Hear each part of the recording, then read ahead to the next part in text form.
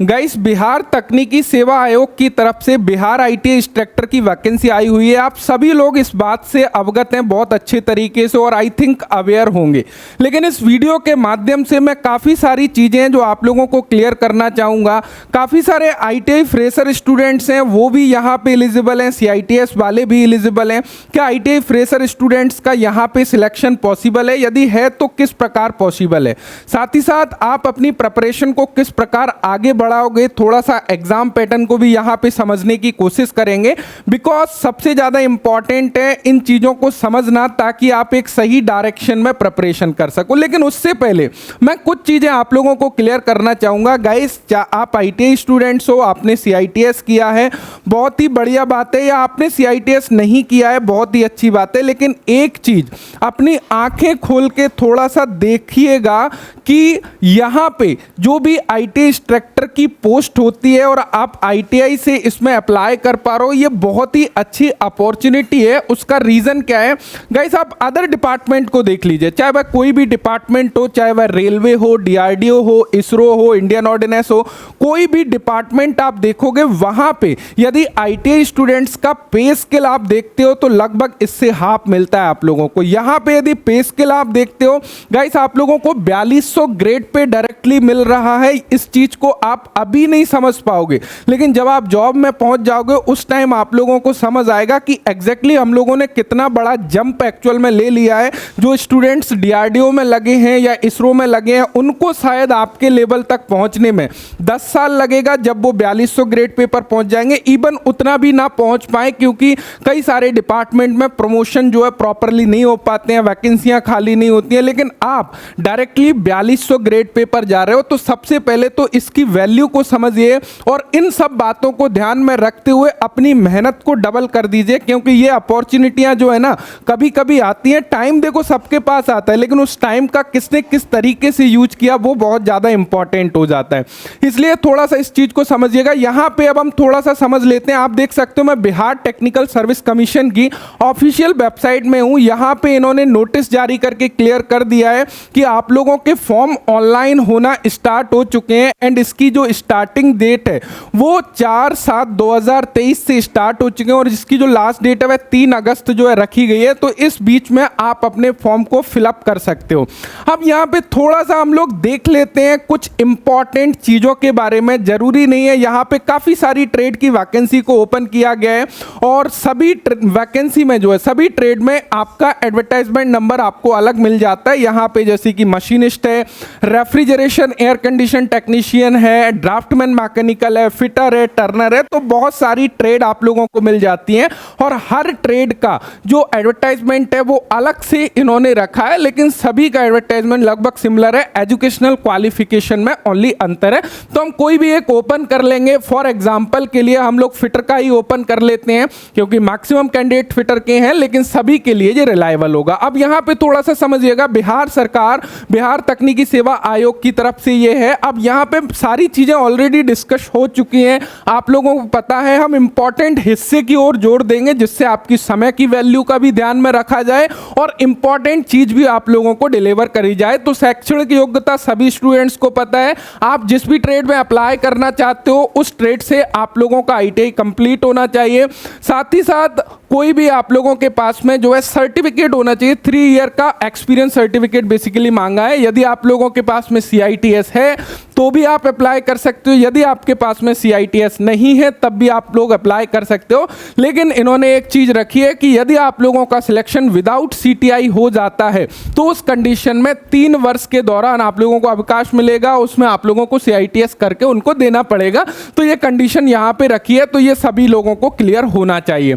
अब देखो यहाँ से थोड़ा सा गाइस समझिएगा, यहाँ पे जो है ना, अब हम लोग कुछ इंपॉर्टेंट चीज के बारे में चलते हैं। थोड़ा सा देखो, सबसे इंपॉर्टेंट क्या है, वैकेंसी आ चुकी है, आप लोग एलिजिबल हो, आप फॉर्म को अप्लाई कर दोगे, यहाँ तक कोई भी इशू नहीं है, आप अपनी प्रिपरेशन स्टार्ट कर दोगे। लेकिन प्रिपरेशन को किस प्रकार स्टार्ट करना है उसको थोड़ा सा समझ लीजिएगा। उसके लिए हम लोग थोड़े से सिलेक्शन प्रोसेस को समझ लेते हैं।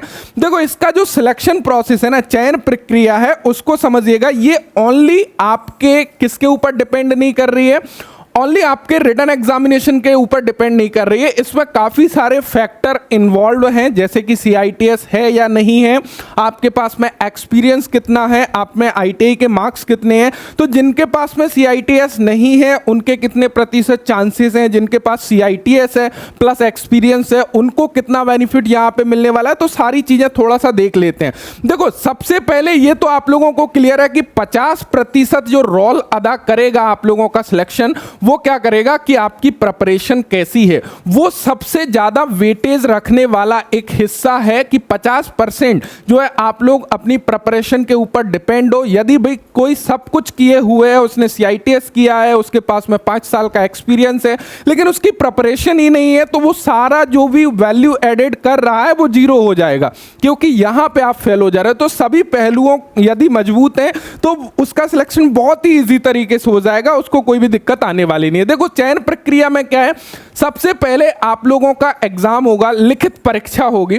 इस लिखित परीक्षा में 100 प्रश्न होंगे। ध्यान दीजिएगा, एक एक चीज इंपॉर्टेंट है, क्योंकि इन चीजों को समझिएगा। इन 100 प्रश्न में से जो 80 प्रश्न होंगे ना, वो आप लोगों के कार्य क्षेत्र ज्ञान से रिलेटेड होगा, यानी कि ट्रेड से रिलेटेड होगा। ध्यान रखिएगा, ये आप लोगों का ट्रेड यदि फिटर है तो फिटर ट्रेड थ्योरी, इसके साथ में आप लोगों की इंजीनियरिंग ड्राइंग के क्वेश्चन वो इंक्लूड कर सकता है, वर्कशॉप कैलकुलेशन साइंस में से फिजिक्स के कुछ क्वेश्चन को इंक्लूड कर सकता है। तो सभी पहलू को अपने साथ में मिला के प्रिपरेशन करिएगा, ओनली ट्रेड थ्योरी नहीं करिएगा, ओनली अदर चीजें नहीं करिएगा, क्योंकि यदि हम इसमें भी देखें 100 नंबर का पेपर है, 80 नंबर का टेक्निकल पूछ रहा है ना, तो भैया इससे बढ़िया आप लोगों के लिए कोई चांस नहीं है यदि आप एक टेक्निकल स्टूडेंट्स हो तो। क्लियर है?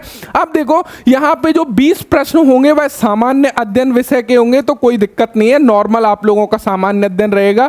तो आप लोग डे टू डे जुड़े हुए हैं, अपने राज्य से रिलेटेड ज़्यादा से ज़्यादा जनरल नॉलेज जो है देखिएगा कहाँ क्या है बिहार में, जिससे कि आप लोग बेहतर रिजल्ट जो है लेकर आ पाएंगे। तो ये चीज़ आप लोगों को क्लियर हो गई।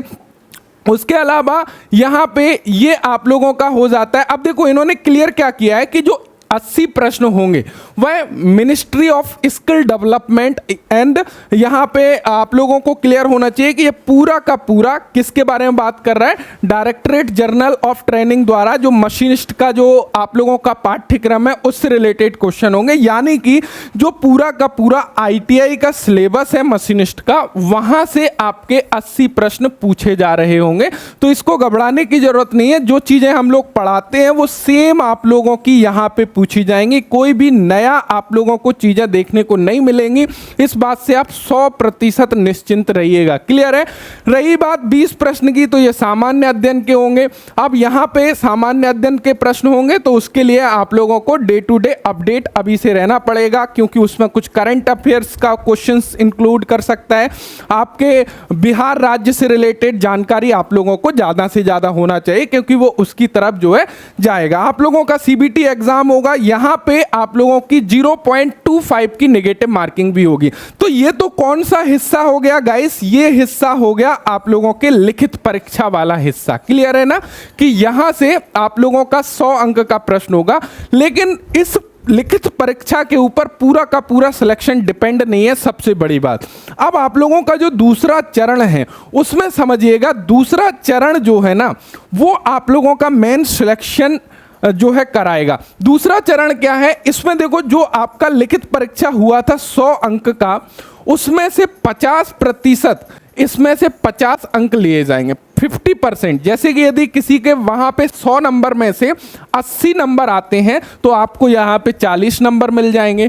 यदि किसी के 60 नंबर आते हैं तो 30 नंबर मिल जाएंगे, 90 नंबर आते हैं तो 45 नंबर आप लोगों को यहाँ से मिल जाएंगे। अब बाकी अंक कहाँ से मिल रहे होंगे? बाकी अंक मिल रहे होंगे आप लोगों का, देखो 20% वेटेज है NTC, यानी कि जो नेशनल ट्रेड सर्टिफिकेट का आप लोगों का प्रतिशत है, उसमें आप लोगों का जो है कितना परसेंटेज है, जो ITI करी है वहां पे कितना परसेंट है, उसके बिहाफ पे 20 अंक आप लोगों को यहाँ पे जो है मिल जाएंगे। क्लियर है ना?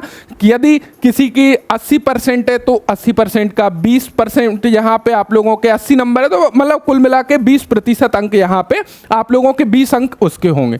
नेक्स्ट है CITS परीक्षा में प्राप्त अंकों का प्रतिशत होगा, 30% अंक यहां से आप लोगों के लिए जाएंगे।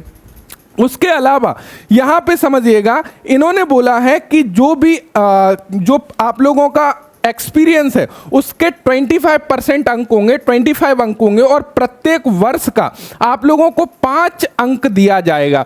आप ध्यान रखिएगा, कोई ऐसा स्टूडेंट्स है जिसके पास में क्या है, CITS भी है, उसके पास में 5 साल का अनुभव भी है, तो उसके सीधे सीधे कितना 25 और प्लस 30 अंक हो जाते हैं। क्लियर है। अब यहाँ पे देखो एक चीज़ ध्यान रखिएगा, 3 वर्ष का अनुभव तो उन्होंने मांगा ही है, वो तो जो भी स्टूडेंट्स अप्लाई करेंगे उसके पास रहेगा ही। तो हम बोल सकते हैं कि ये 15 नंबर तो सभी कैंडिडेट को मिलने ही वाले हैं। क्लियर है ना। अब बचा यहाँ पे जो गैप बच रहा है वो बच रहा है 10 नंबर का। क्लियर है। और यहाँ 30 नंबर का गैप है। यदि कोई स्टूडेंट्स है जिसने ओनली ITI किया है, CITS नहीं किया है, तो उस सिचुएशन में क्या है कि भैया यदि उसके पास में 5 साल का अनुभव है तो यहाँ से वो 10 नंबर ले सकता है, लेकिन फिर भी वो 20 नंबर पीछे है। समझ रहे हो, किस स्टूडेंट से जिसने CITS करी है। तो कहीं ना कहीं इतना गैप, यदि यहाँ पर भी हमारे पास में 50 अंक हैं कि यहाँ पर भी ज़्यादा अंक होते तो थोड़े से चांसेस है। इसलिए जो ओनली ITI स्टूडेंट्स हैं वो कहीं ना कहीं कोशिश जरूर करिएगा, लेकिन चांसेस थोड़ा सा कम हो जाएंगे, क्योंकि यहाँ पे जो CITS का वेटेज दिया है 30 अंक का, वो थोड़ा सा ज़्यादा है। उसको बीट कर पाना थोड़ा सा मुश्किल होगा, क्योंकि हमारे पास में ना तो यहाँ पर मैक्सिमम मार्क्स हैं कि यहाँ से हम लोग बीट कर पाएँ, क्योंकि 50 अंक यहां से मिलना है तो डेफिनेटली जो CITS किया हुआ स्टूडेंट्स है वो भी 35-40 नंबर तो लाएगा ही। आप क्या करोगे, 45-48 नंबर ले आओगे। फिर भी आपने कितना गैप कर लिया भैया, 10 नंबर यहां से कवर कर लोगे। आपके पास में 5 साल का अनुभव भी है, आप 10 नंबर यहां से कवर कर लोगे कि 15 तो उनको मिलेंगे, आपको 25 मिल जाएंगे। उसके अलावा आप कहां से कवर करोगे, हमारे पास में कुछ अदर रास्ता ही नहीं है। इसीलिए थोड़ा सा जो ITI फ्रेशर स्टूडेंट्स है उनका यहाँ पे सिलेक्शन होने का रेशो बहुत कम, या फिर ना के बराबर बोल सकते हैं कि कोई चांस, बहुत कम चांस है। लेकिन जिनके पास में CITS है उनके पास में ये सुनहरा मौका है, आप बोल सकते हो। और उसके साथ में यदि 5 साल का एक्सपीरियंस है तो आपका सिलेक्शन आराम से हो जाएगा, यदि थोड़े से सीरियस हो, थोड़े से अपने पढ़ाई के प्रति जागरूक हो आप। तो यदि आप लोग यहाँ पे देख सकते हो, सो आई होप सारी चीजें आप लोगों को क्लियर हो गई होंगी। तो प्रिपरेशन को कैसे आगे बढ़ाना है, अपने टेक्निकल को थोड़ा सा स्ट्रॉन्ग करिए। बिहार राज्य से रिलेटेड जानकारी थोड़ा सा आप लोगों को अपने राज्य के बारे में अच्छी तरह से होना चाहिए, तो आप बहुत बेहतर तरीके से कर सकते हैं। बाकी जो भी स्टूडेंट्स हैं जो कंप्लीट प्रिपरेशन करना चाहते हैं बिहार IT इंस्ट्रक्टर का, और आप फिटर, टर्नर, मशीनिस्ट या इलेक्ट्रीशियन ट्रेड से हैं, तो स्पेशल टेक्नो एंड्रॉइड एप्लीकेशन पर कंप्लीट प्रिपरेशन भी आप लोगों को कराई जा रही है। पर्टिकुलर कोर्सेस इसके अवेलेबल है, तो वहां से जाकर आप लोग फंडामेंटल इस तरीके से टेक्निकल क्लियर कर सकते हो कि जो 80 नंबर आने हैं ना, वहां पे आप लोगों को 0% भी रिस्क नहीं है, वो टोटली कवर आप लोगों का हो जाएगा, वहां से कोई दिक्कत नहीं है। तो ये चीज आप लोगों को क्लियर होना चाहिए। सो आई होप सारी इन्फॉर्मेशन आप लोगों को मिल गई होगी। फिर भी यदि कुछ डाउट है आप लोगों का तो कमेंट बॉक्स आप लोगों के लिए खुला हुआ है, डेफिनेटली आप दिल खोल के कमेंट कर सकते हो।